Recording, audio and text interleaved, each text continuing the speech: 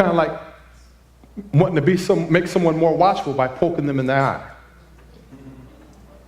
Can you say stupid? Sometimes we do stupid things. So I would go to another room so she would have to sleep by herself. But guess what? I was having to sleep by myself.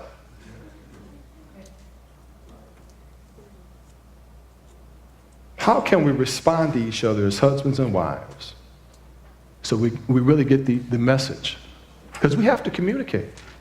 And you know what? Whether you know it or not, right now in this room, we're sending messages. I hope nobody's using text messages.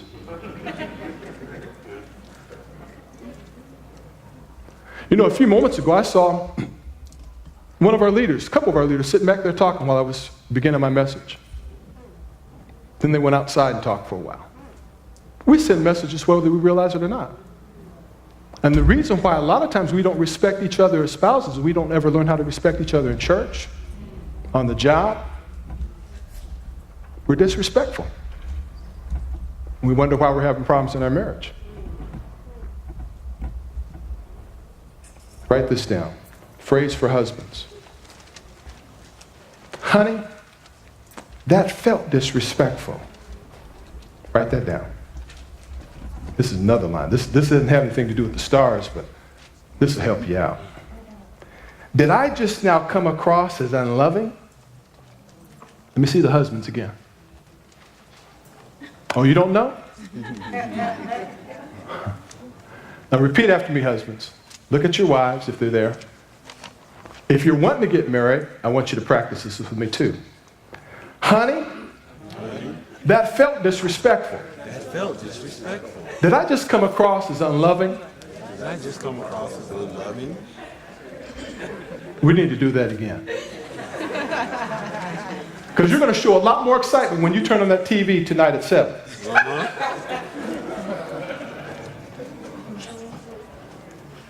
Now you can close up now if you want to. Don't be surprised if the promised land's closed up.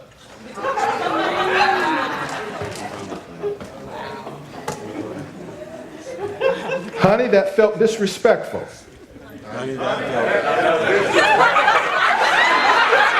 Thank you, Minister Bryant, Minister Kelly. Now see, they got it going on.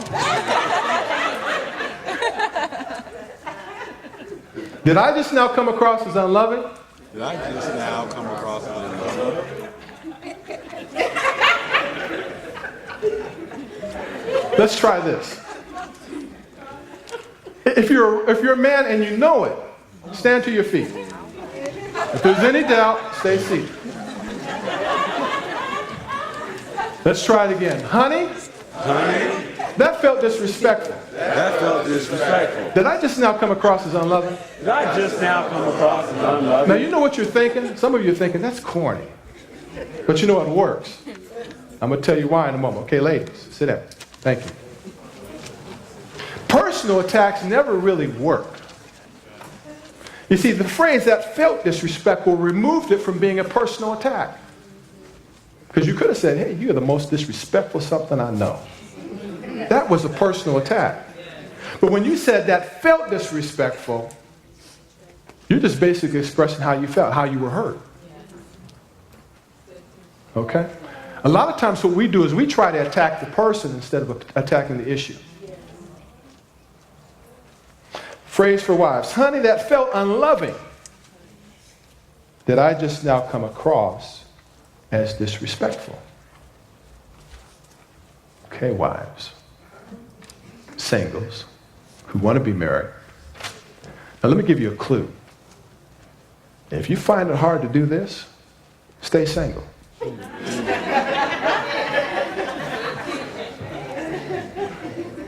If you know you got issues, don't bring your issues into another person's life.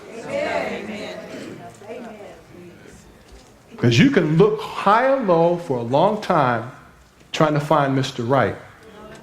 But he'll be in hell if you're Mrs. Wrong.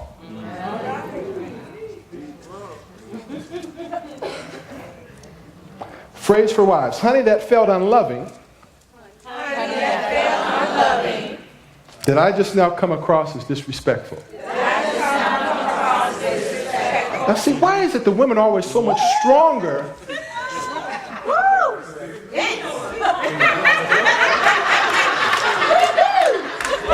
See, they go away for a few days. Marriage, what was it? Women's retreat. We need a men's retreat. We need a men's retreat. We're going to start bonding tonight.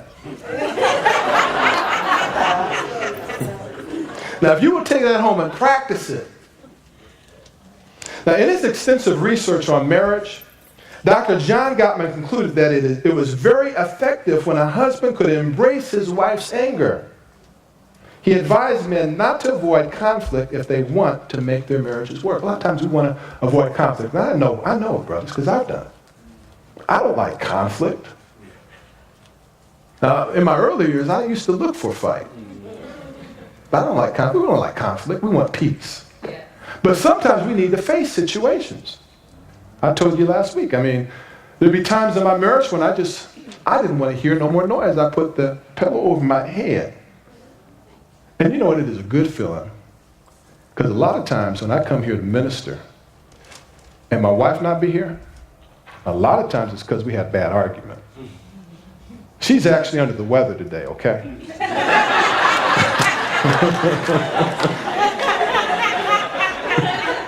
On this Sunday, she's under the weather. I left on good speaking terms. I can't honestly tell you that's been all the time. Okay? See, you all look at me as a pastor. Oh, he don't have no issues. I wish you were like pastor. No, you don't. No, you don't. You don't know what it's like to live with me.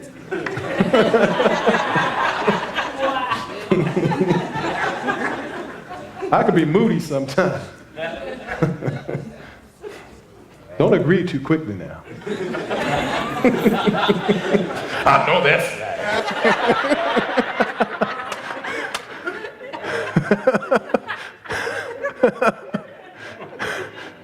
my daughter over here just laughing, knocking herself out over here. Just stretch your hands toward her right now.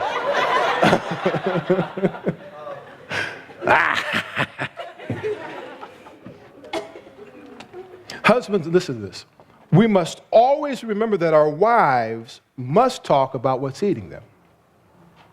So as she vents her feelings, she believes she's keeping the marriage healthy and helping the relationship work more effectively and smoothly. She is not trying to attack you personally. And if you stay with her through this discomfort and listen to her criticism, says Gottman, she will calm down. But what happens is when we stonewall, we don't want to talk about it. What she's feeling is rejection. The next thing you know, anger. And like I shared on last week, when I put my head over the pillow, said I wasn't discussing it, all of a sudden I felt something land on my chest. And I just put my head on my pillow. I said, boom! Oh yes, you're talking about it. Take those covers off you. You're going to talk about it tonight. Or you aren't getting any sleep. I said, the blood of Jesus.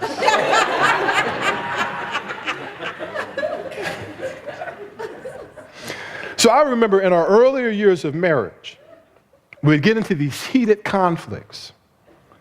And she would say something that would upset me while she was making her point, and then I would respond with an attack, and it would turn into who could say the most hurtful thing. You don't have to raise your hand. I know most of you are guilty. You'd say one thing and your mama. Well, you got a crazy uncle. Well, I remember when your brother was in the streets with just his undershorts. Every time he take that cocaine to make him act crazy. And we just see who can say the most hurtful things and who can attack. And then I remember graduating to a milder form of immaturity. I felt that leaving out, I wouldn't get in an argument, so I'm mature now. I felt that leaving out of the house for hours at a time, not talking, sometimes days at a time, sleeping in another room. But that was immature. It was only in staying together and dealing with the issues is what began to help our relationship.